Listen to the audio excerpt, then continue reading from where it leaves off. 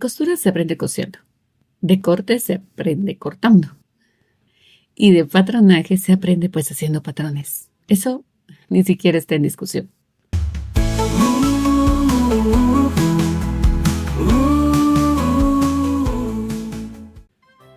Pero, ¿es suficiente solo con la práctica? La realidad es que, aunque la experiencia directa es indispensable, hay un error muy común: creer que con probar y equivocarse se aprende todo.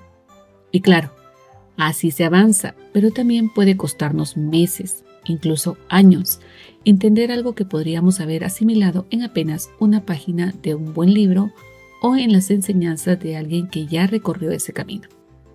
El conocimiento en la confección no nace de un solo lugar. Viene de muchísimos autores, métodos, sistemas, maestros, consejos y experiencias acumuladas durante generaciones. Y lo maravilloso es que podemos tomar lo mejor de cada uno de ellos para construir nuestro propio criterio y nuestra propia manera de trabajar. Y es cierto, y quiero decirlo con mucho respeto, es que a veces en academias o talleres se enseña un método sin contar de dónde proviene, como si el conocimiento apareciera de la nada. Pero la verdad es que así como el agua no nace de las piedras, sino que viene de un proceso mucho más largo antes de brotar de la tierra, también esos métodos tienen raíces, historia y autores detrás. No se trata de criticar, al contrario, se respeta profundamente a quienes enseñan y a la forma que lo transmiten y su delicadeza al darnos su experiencia.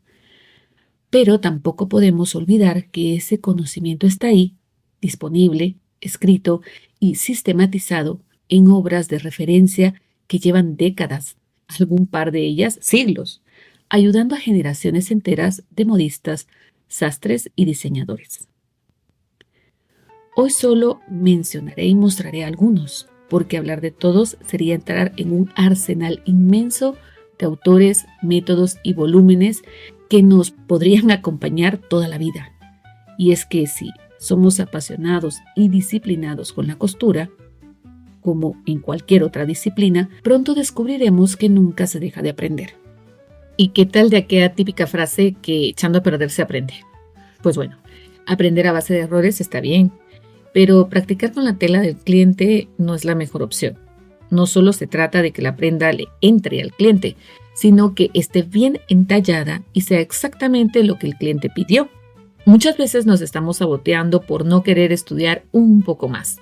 Hay una frase en algunos países de Latinoamérica que dice: estudia, porque si no terminas siendo costurera. Esta frase es ofensiva y lo peor, refleja la ignorancia sobre lo que realmente significa ser costurera. La urgencia de ganar dinero puede hacernos olvidar que invertir tiempo en mejorar nuestra técnica no solo nos hace mejores, sino también más valiosas. La clave está en seguir aprendiendo y perfeccionando lo que hacemos. Lo importante es no hacernos más largo el camino a propósito. La práctica es vital, sí, pero apoyarla con estudio nos permite avanzar con pasos mucho más firmes y seguros. Y esa combinación, práctica y estudio, que no es lo mismo, es la que al final nos abre de verdad las puertas del conocimiento y la perfección en la confección.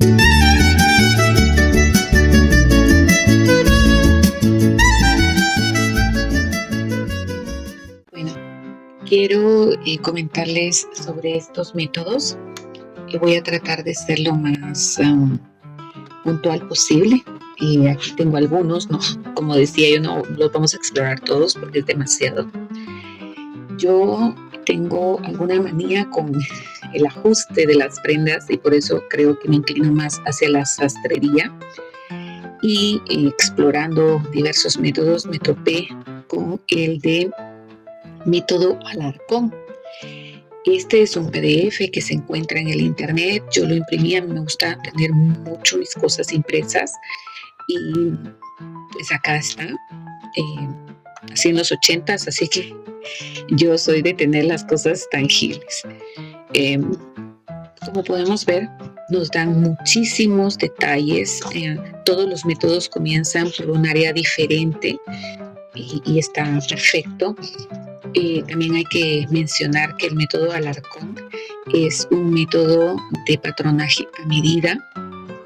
Esto es bien interesante porque hay patronaje industrial, que es completamente distinto al patronaje a medida, y esta, pues una de las características del patronaje a medida es que necesitamos tomar muchísimas medidas y estudiar pues las proporciones y la morfología. Entonces vamos a encontrar que en estos textos siempre tienen en común un estudio de la morfología y también un estudio de antropométrico muy interesante.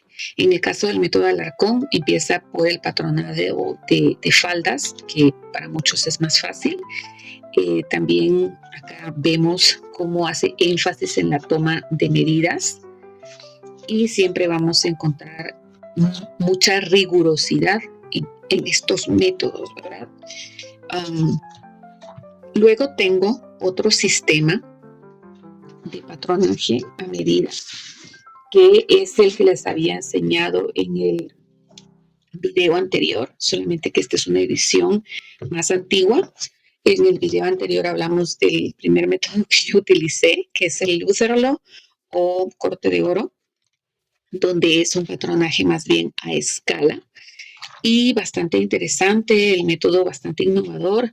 Se supone que es un método a medida, sin embargo, es obvio que pues con dos medidas, que es el busto y la cadera, que es con lo que trabaja el método Lutherlo, no se puede hacer una perfecta confección. Ya hablamos extendidamente de este método en el video anterior, así que les recomiendo que lo vayan a ver. Bueno, luego tenemos un sistema del que no puedo hablar porque tiene derechos de autor vigentes, pero es increíble. También es un patronaje a medida, es un método muy exacto y gracias a esa exactitud es la que me encanta. Así que, bueno, lastimosamente por derechos de autor no puedo hablar más del tema, pero si pues quieren ahondar en él, me lo pueden dejar en comentarios y hago tal vez un video privado para las personas que llenen el formulario y me escriban su correo y lo hago solamente para ustedes. Pero eso sí, si hay más de 10 personas interesadas, por lo menos, así no, pues no, y sería un video privado con acceso solamente para los que llenen el formulario. Bueno, luego, patronaje a medida, creo que tengo alguno más. Así que aquí está. Este es uno que encontré de espectáculos, bastante interesante. Es sobre medidas muy específicas para prendas muy específicas. Tiene un apartado de volúmenes, de patrones base, de transformaciones. Es breve, pero bastante interesante. Aquí tiene crinolinas, cómo hacer crinolinas, así que aprendo mucho de ojear, obviamente de leer y de la toma de medidas. Y hay muchos textos que te explican de diferente manera. Y yo soy una persona que aprende mucho a base de textos y descifrarlos, y pues como se nota. También me gusta darles el crédito a las personas que los redactan, si así se puede, ¿verdad? Porque, como les decía yo en la introducción, esto no sale de la nada, esto tiene muchos años, incluso siglos existiendo. Luego empezamos con los métodos industriales. Todavía tengo un par. Este es un método a medida también, un poquito más, digamos, matemático y difícil. También hice un video haciendo el patrón base. Les voy a dejar, de todos los videos que les estoy mencionando, se los voy a dejar los enlaces en la descripción. Pero es un método que es muy matemático y por eso las personas rehuyen de él. También le falta hacer algunas aclaraciones que si nos ponemos a estudiar actualmente, pues nos damos cuenta que esas aclaraciones hacen falta, pero es un método muy exacto. le falta decir que añaden holguras, etcétera, etcétera. Y es ahí donde la gente se puede confundir un poco, porque recordémonos que todos los sistemas o métodos a medida no incluyen en el patrón las holguras. Solamente son los patronajes industriales los que ya sugieren colocar holguras. Entonces es una diferencia bastante importante. También cabe mencionar que en los sistemas a medida no se promueve las medidas estándares en ningún momento, ¿verdad? Ni la bajada del hombro, ni subamos 3 centímetros la rodilla, ni para encontrar el tiro se suman otros 3 centímetros. No, nada de eso existe en el patronaje a medida, porque se tienen que tomar todas las medidas directamente del cuerpo de la persona a la que se le va a confeccionar, ¿verdad? Pues, ahora sí, con el patronaje industrial, el que más me gusta es el método, está el Amador, que es muy bueno. Vamos a hablar de este primero. Amador, yo he hecho varias confecciones con él. Me encanta porque tiene una forma de abordar el patronaje bastante sencilla. Bueno, casi todos los patronajes industriales. Otra de las cosas y características del patronaje industrial es que se basan en una tabla de tallas. Esta tabla de tallas, pues evidentemente tienen que ser bajo estudios antropométricos de los lugares de donde es el origen del método, porque está claro que medida estándar no puede ser la misma para alguien de Dinamarca y Noruega que para alguien de Guatemala o de Perú. Definitivamente somos morfologías, cuerpos muy distintos, y estas tablas en una talla L, una talla M, una talla S serían muy distintas en comparación a un pueblo nórdico o un país nórdico que un país centroamericano o suramericano. Bueno, entonces, teniendo la aclaración de las tablas y que no es lo mismo una talla S en Estados Unidos y en Inglaterra que una talla S en las Islas Filipinas, teniendo en cuenta eso, pues tomaremos la tabla antropométrica que nos corresponde y ya procederemos a con tallas estándares hacer nuestros patrones, ¿verdad? Esto está sobre todo diseñado para hacer grandes volúmenes de ropa, y estos patrones sí suelen ya dejar dentro del papel la holgura por temas prácticos, y se refieren a los métodos para coser de una manera muy diferente a lo que lo hace los sistemas a medida. Luego tenemos otro, aquí me dejé uno, pero este también es a medida.